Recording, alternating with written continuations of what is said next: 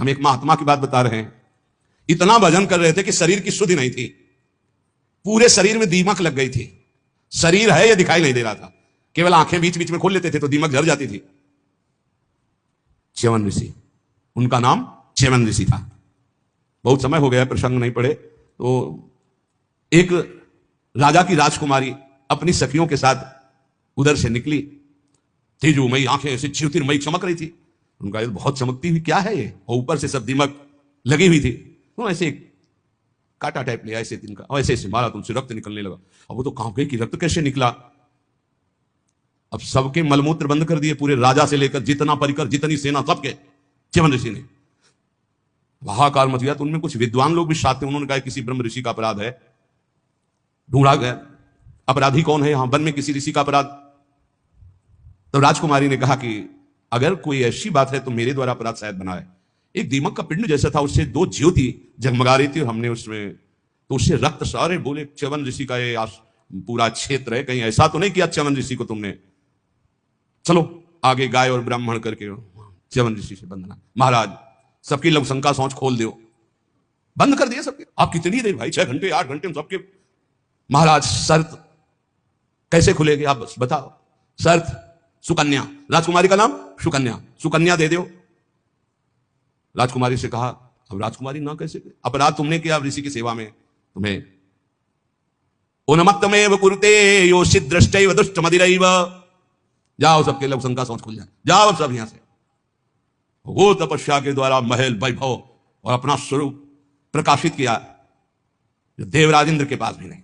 तपस्या का प्रयोग कहां होने लगा, कहां गया तपस्या का, माया में। ऐसे ही महाराज हमारे पड़ोसी सौभरी जी महाराज, सिवार लग गई थी शरीर में, और यमुना जी में समाधि।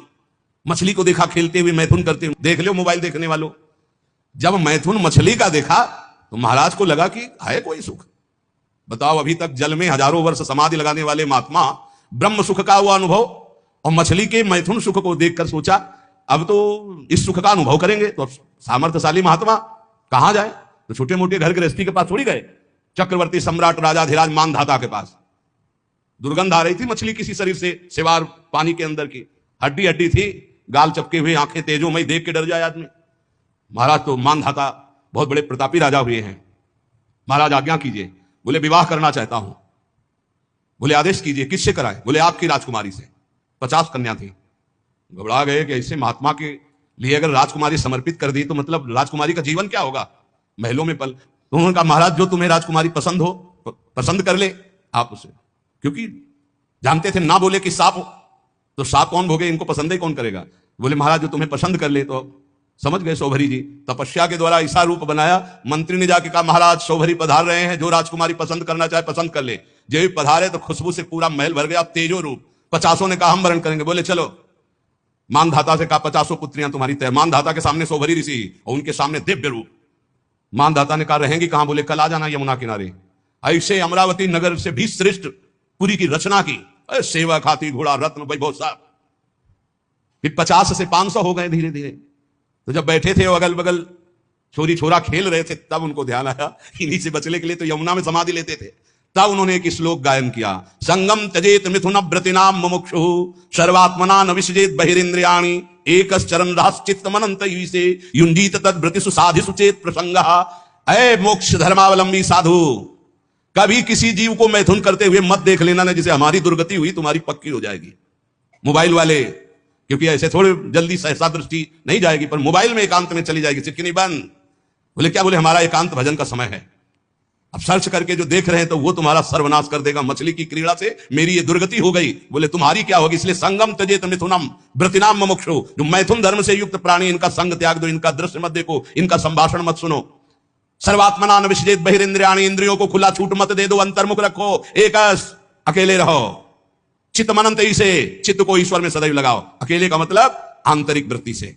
गुफा में भी प्रपंची बहुत समाज में ही रहता है, और प्रपंच में रहता हुआ साधक भी अकेला रहता है। सदैव चित्त को अपने इष्ट में लगाते रहो, किसी का संग न करो, और संग करो तो किनका, तद व्रतेषु, जो भगवत व्रत धारण करने वाले साधु जन है, भक्त जन है, उनके बीच में रहो। ये बाढ़ है, इस बाढ़ के अंदर बच जाओगे। साधु समाज की बाढ़ में बहुत बचत होती है। अगर हम गिरने जा रहे हैं तो दूसरा हमें थाम लेगा। इसलिए कह रहे हैं उन्मत्तमेव कुरुते योषित दृष्ट्वैव दुष्ट मदिरेव। दृष्टि मिलाना बंद कर दो, दृष्टि दुष्ट मदिरेव, बस गए, पाताल का रास्ता पक्का। 5 बाण है उसके, 5 संधान कर दे तो शंकर की समाधि भंग कर दी, तुम तो जीव हो, शिव की समाधि भंग कर दी, औरों की तो बात जाने दो, अपने स्वरूप में आ जाए काम ना।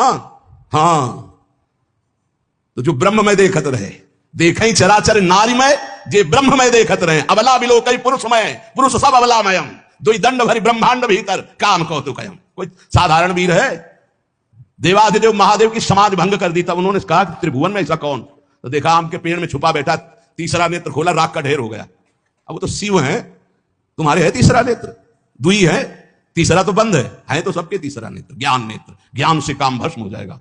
या प्रेम नेत्र खुले हृदय में, या बुद्धि में ज्ञान चक्षु, वो गुरुदेव की कृपा से खुलते हैं। अज्ञान तिमिरांधस्य ज्ञानांजन शलाकया चक्षुरुनि मीलितम मेन तस्मै श्री गुरुवे नमः। ए भाई मान लो, ऐसे बात करो जब बात करना हो।